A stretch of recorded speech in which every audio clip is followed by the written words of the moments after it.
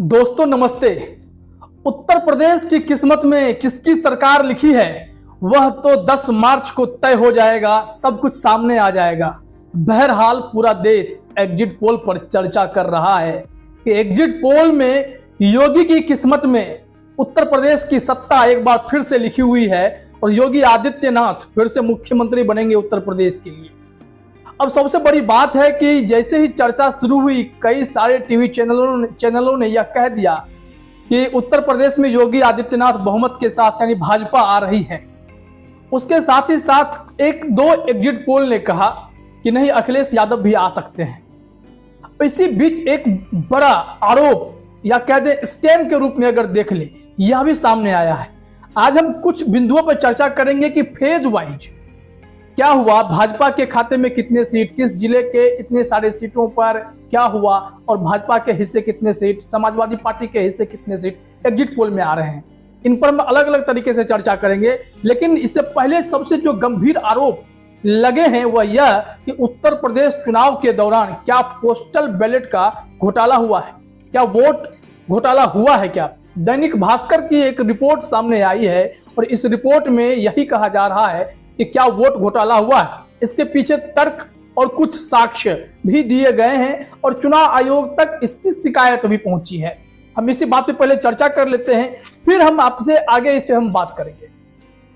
खबर यह आई है कि इस बार चुनाव आयोग ने कहा था कि 80 से ऊपर उम्र के लोगों को मतदान केंद्र पर जाने की जरूरत नहीं है और 40% से अधिक की दिव्यांगता है तो भी आपको मतदान केंद्र पर जाने की जरूरत नहीं है। यानी आपके लिए पास ऑप्शन है पोस्टल बैलेट का, आप वोट कर देंगे, आपका वोट जो है पहुंच जाएगा।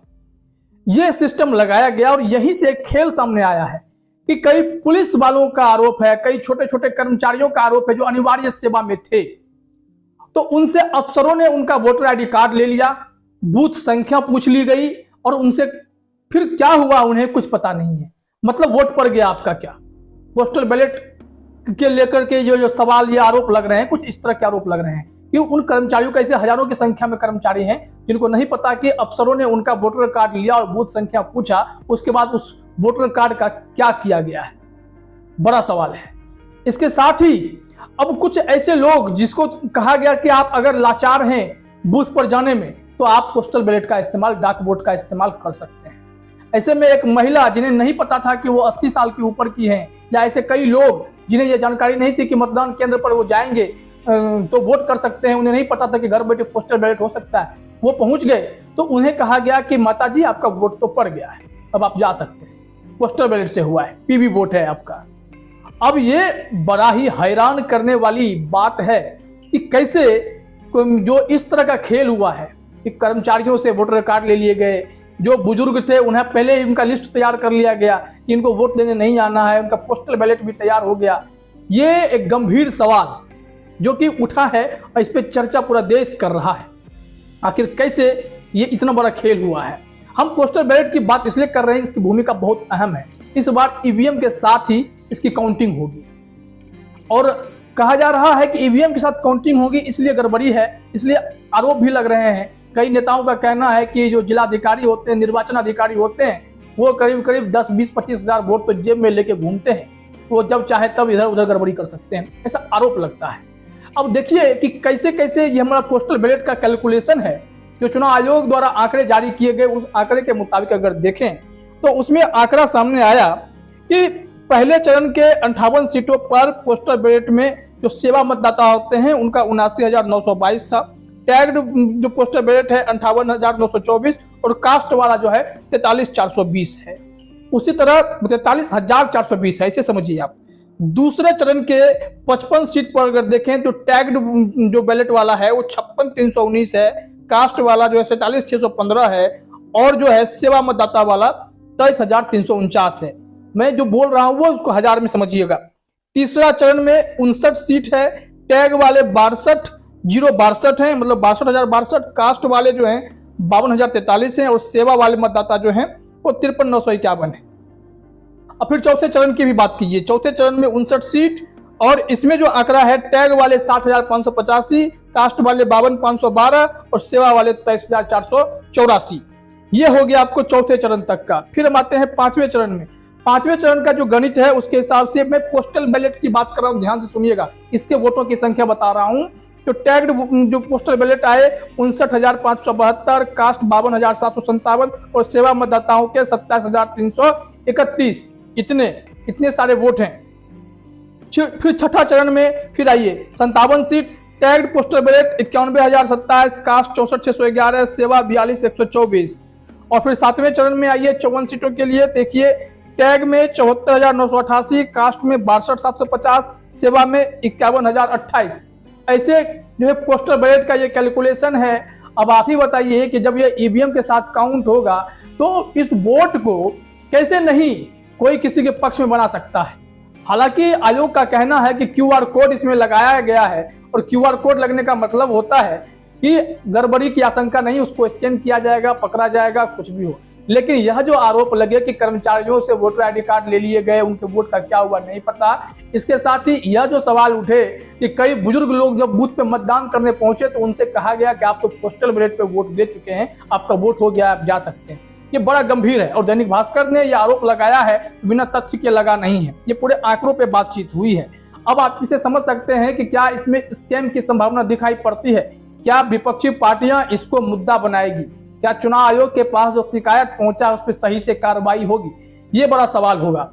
इसके साथ ही अब हम आ जाते हैं अपने मूल मुद्दे पर कि फेज वाइज जो भी वोटिंग हुई उसमें जो अहम मुद्दे थे, 3-4 अहम मुद्दे जो कहा गया कि किसान आंदोलन में जो हुआ है उसका असर भाजपा पे पड़ सकता है, नहीं दिख रहा है। सीएए एनआरसी को लेकर के मुस्लिमों ने जो आंदोलन किया, फिर योगी सरकार ने कार्रवाई की, वो उसका असर नहीं दिख रहा है। लखीमपुर खीरी में जो है किसान पर गाड़ी चलाई गई, मंत्री के बेटे ने चलाया, उसको जमानत तक दे दी गई, मंत्री का इस्तीफा नहीं लिया गया, अजय मिश्रा टेनी का, और वो भी असर नहीं दिखा क्योंकि लखीमपुर खीरी जिस चरण में था वहां भी बीजेपी को ठीक ठाक सीट आ रहा है।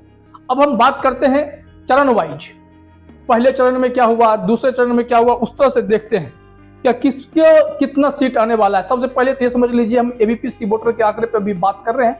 एबीपीसी वोटर का आंकड़ा बड़ा दिलचस्प है, बाकी सबने भी दिलचस्प ही बनाया है। तो ये कहा जा रहा है कि 228 से 244 सीट जो है बीजेपी प्लस को यहाँ पे आएगा। समाजवादी पार्टी को 132 से 148 के बीच, बीएसपी को 13 से 21 के बीच, इंडियन नेशनल कांग्रेस यानी कांग्रेस को 4 से 8, अदर को 2 से 6, ऐसा आएगा। अब इसमें हम लोग चलते हैं चरण वाइज। तो पहले फेज में कितने जिले थे, 11 जिले थे और 58 सीट थे विधानसभा के। जो जिले कौन कौन थे, शामली, मुजफ्फरनगर, बागपत, मेरठ, गाजियाबाद, गौतम बुद्ध नगर, हापुड़, बुलंदशहर, अलीगढ़, मथुरा और आगरा, ये जिले थे। और इसमें जो वोट जो पड़े उसके बाद जब एग्जिट पोल आया तो एग्जिट पोल ने बताया है कि इन 58 सीटों पर बीजेपी को 28 से 32 सीट मिल सकता है, 58 में से। सपा को 23 से 27 सीट मिल सकता है, बीएसपी को 2 से 4, कांग्रेस को 0 से 1 और अन्य को 0 से 1। तो आप समझ सकते हैं कि टक्कर जो है भाजपा और समाजवादी पार्टी के बीच है और भाजपा यहाँ भी जो है 28 से 32 सीट 58 में से ले रही है। कम से कम 28 से अधिक 32 सीटें वहां पर आ सकती है। अब एग्जिट पोल गलत हो तो 28 से नीचे भी हो सकता है, 32 से अधिक हो, लेकिन तमाम एग्जिट पोल गलत तो नहीं हो सकते हैं। और वरिष्ठ पत्रकार पुण्य प्रसून वाजपेयी भी कह रहे थे कि ये हर एक चीज तो गलत नहीं होगा, कम से कम पूर्ण इतना बड़ा बहुमत तो नहीं लेकिन बहुमत में तो आ जाएगी। अब देखिए, कहा जा रहा था कि वहां पे ब्राह्मण ठाकुर का वोट जो है बीजेपी के पास ही रहा, जो जाटव है वो भी बीजेपी के साथ रहे, ओबीसी की बड़ी तादाद जो है वो भी कहा जा रहा है कि भाजपा के ही साथ हो गया। मायावती जो दलित से उम्मीद कर रही थी वो भी बीजेपी को ही वोट चला गया। तो ऐसे में योगी आदित्यनाथ का कद तो और बड़ा हो गया है, केंद्र से दूरियां घटती जा रही हैं। मतलब उत्तर प्रदेश से केंद्र की दूरी तय होती है लेकिन दूरियां घट रही हैं। अब आते हैं दूसरे चरण की, हम लोग बात करेंगे। दूसरे चरण में 9 जिले थे। जिले कौन कौन से थे, सीट 55 थे। सहारनपुर, बिजनौर, मुरादाबाद, संभल, रामपुर, अमरोहा, बदायूं, बरेली, शाहजहांपुर, ये थे। अब देखिए कि इस 9 जिले के 55 सीटों पर दूसरे चरण में भाजपा को 23 से 27 यहाँ पे आ रहा है और समाजवादी पार्टी यहाँ पर आगे दिखती है। दूसरे चरण में जो भी सीट हैं जिसका मैंने जिक्र किया, सहारनपुर, बिजनौर, मुरादाबाद, संभल, रामपुर, अमरोहा, इनके जब मैं जिक्र कर रहा हूं तो इसमें समाजवादी पार्टी को 26 से 30 मिल रहा है और बहुजन समाज पार्टी को 1 से 3, मायावती वाले को, इंडियन नेशनल कांग्रेस को 0 से 1 और फिर अन्य को देखा जाए तो 0 से 1, ऐसा स्थिति है वहां पे। यानी दूसरे चरण में समाजवादी पार्टी ने बीजेपी पर थोड़ा सा जो है दबाव बनाया था यहाँ पर, इस वजह से तो ठीक ठाक सीट भी तो सम्मानजनक है, लेकिन बहुमत की ओर ये लोग दिखाई नहीं पड़ते क्योंकि 200 का आंकड़ा टच करना इतना आसान नहीं। अब बात करते हैं तीसरे चरण में, हम लोग आ जाते हैं तीसरे चरण की 59 सीट 16 जिलों में। 16 जिले कौन कौन से थे? जनपद हाथरस, मैनपुरी, फर्रुखाबाद, एटा, औरैया, फिरोजाबाद, कानपुर देहात, कासगंज, कन्नौज, इटावा, कानपुर नगर, जालौन, झांसी, ललितपुर, हमीरपुर, महोबा, ये 16 जिले 59 सीट। तो तीसरे चरण में क्या हुआ है गुरु, तो ये भी जरा जान लीजिए। तीसरे चरण में एबीपी वोटर ने भाजपा प्लस को 38 से 42 सीट दे दिया है। 59 में से 38 से 42 सीट, समाजवादी पार्टी प्लस को 16 से 20 सीट और बीएसपी को 0 से 2, इंडियन नेशनल कांग्रेस को 0 से 1, अदर को 0 से 1। सबसे बड़ा सवाल, सबसे बड़ा मुद्दा कि यहां भी देखिए भाजपा ने तीसरे चरण में कमाल कर दिया और 16 जिले हाथरस, मैनपुरी, फर्रुखाबाद, एटा, औरैया जैसे जगहों पर भाजपा ने जो बढ़त बनाई है वो तो कमाल है। 38 से 42 पे बीजेपी प्लस को और समाजवादी पार्टी यहां पर 16 से 20। ये बड़ा सोचने वाला मुद्दा है। ये तीसरे चरण की 59 सीटों का ये हाल है। इसके साथ ही अब हम आ जाते हैं चौथे चरण में। चौथे चरण में भी कमाल है। चौथे चरण में जब हम आते हैं तो यहाँ पर 9 जिले 59 सीट, यहाँ पर ही है खीरी लखीमपुर जहां पर किसान पर गाड़ी चलाई गई थी। पीलीभीत, खीरी लखीमपुर, सीतापुर, हरदोई, उन्नाव, लखनऊ, रायबरेली, बांदा, फतेहपुर, 9 जिला और सीट कितने? 59 सीटों में चौथा चरण में देखिए यहाँ पर बीजेपी ने तो कमाल कर दिया है। यहाँ पे बीजेपी के बारे में बताया जा रहा है कि 41 से 45 सीट 59 में से इनके हिस्से में, समाजवादी पार्टी प्लस को 12 से 16 सीट, बीएसपी को 1 से 3 सीट, इंडियन नेशनल कांग्रेस को 0 से 1, अदर को 0 से 1। बड़ा गंभीर है। देखिए यहाँ पर लग रहा था कि किसान कुछ कमाल करेंगे, लेकिन किसान यहाँ पर कोई कमाल नहीं कर रहे हैं। उन्हें लगता है कि आदित्यनाथ पे भरोसा है। तो बीजेपी प्लस को 41 से 45 सीट यहाँ पर चौथे चरण में 59 में सीट में से मिल रहा है और इसमें देखिए 9 जिले थे, 9 जिले के 59 सीट में समाजवादी पार्टी यहाँ पर भी फिसड्डी साबित हो रही है, 12 से 16 सीट। तो बड़ा गंभीर है। और फिर जनता ने, मैंने शुरू से कहा था कि वोटिंग प्रतिशत बढ़ नहीं रहा है, मतलब जनता बदलाव के लिए वोट नहीं कर रही है।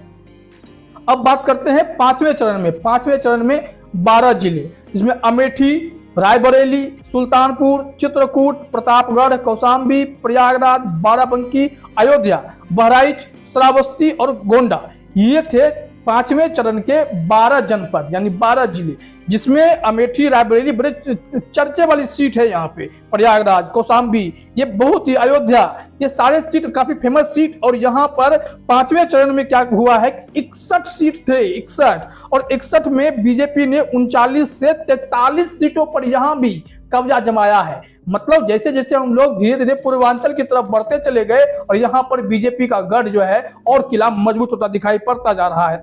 बीजेपी 39 से 43 सीट, समाजवादी पार्टी 14 से 18 सीट, बीएसपी 0 से 1 सीट, इंडियन नेशनल कांग्रेस 1 से 3 और अदर 1 से 3 सीट। बड़ा देखिए दिलचस्प है, यहाँ भी बीजेपी ने यहाँ पे बम्पर बढ़त, मतलब देखा जाए तो जो सिलसिला शुरू हुआ वो बढ़ता चला गया। ये चौथे चरण से जो कमाल हुआ है वो चौथे चरण से सिलसिला बहुत शानदार हो गया है। तो ये बीजेपी के लिए यहाँ भी बहुत बढ़िया हो गया है। अब चलिए छठे फेज की हम बात करते हैं। छठे फेज में क्या हुआ है कि 10 जिला है, जिसमें अंबेडकर नगर, बलरामपुर, सिद्धार्थ नगर, बस्ती, संत कबीर नगर, महाराजगंज, गोरखपुर, जहां पे योगी जी ने खुद चुनाव लड़ा, कुशीनगर, देवरिया और बलिया, ये पूरे जो है फेज 6 के 10 जिले। और 10 जिले में कितने? 57 सीट। और 57 सीट का गुणागणित क्या है?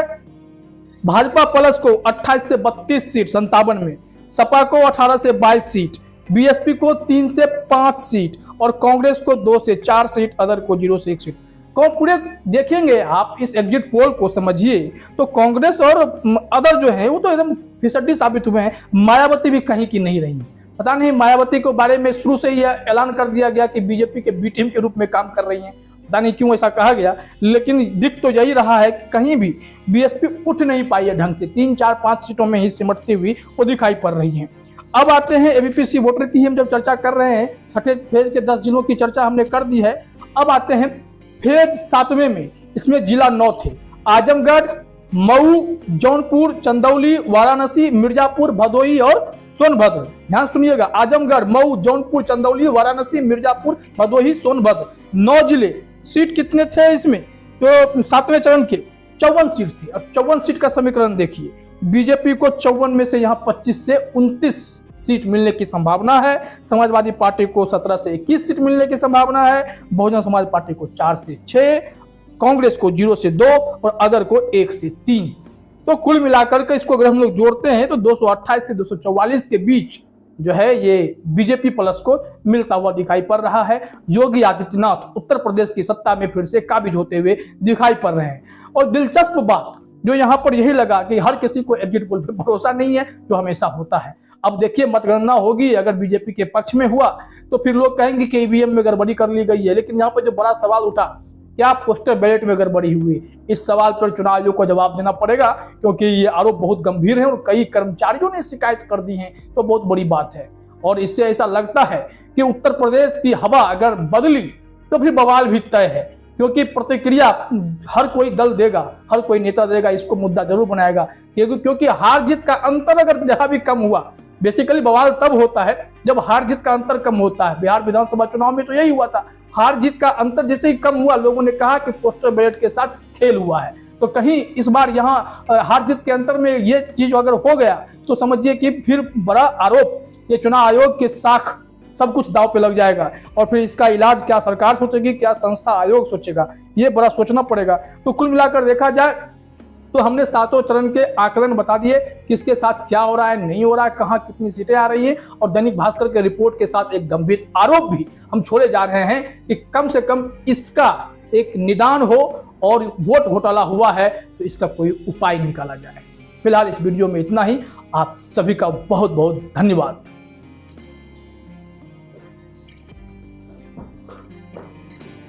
और भी ऐसी खबरों के लिए हमारे चैनल को सब्सक्राइब कर लें। अगर आपको ये वीडियो पसंद आया हो तो इसे लाइक करें, शेयर करें। धन्यवाद।